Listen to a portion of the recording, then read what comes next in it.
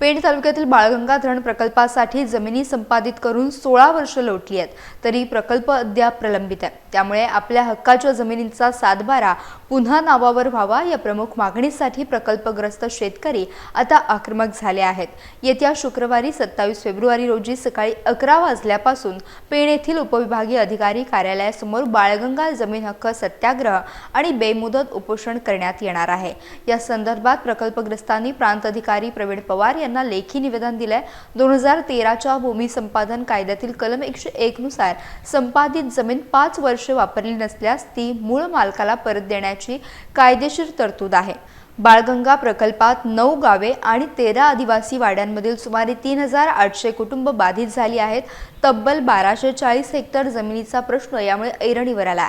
संदीप पाटील, भरत कदम यांच्यासह अनेक शेतकऱ्यांनी आंदोलनाचा इशारा दिला असून जोपर्यंत न्याय मिळत नाही तोपर्यंत लढा सुरूच ठेवण्याचा निर्धार व्यक्त केला आहे।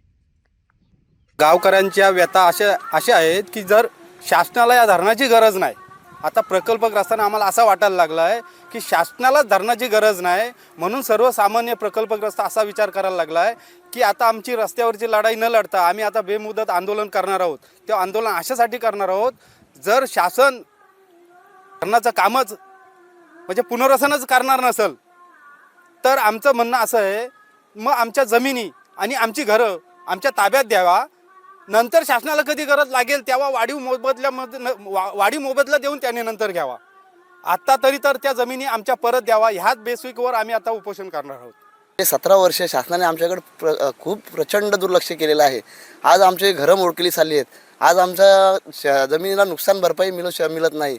तर आम्हाला शासनाला एवढंच सांगायचं आहे, तुम्हाला धरण कधी करायचं तेव्हा करा, परंतु आमच्या जमिनी आणि आमची घरं सातबारा आमचा मोकळा करून आम्हाला द्यावा, एवढी शासनाला आमची विनंती आहे।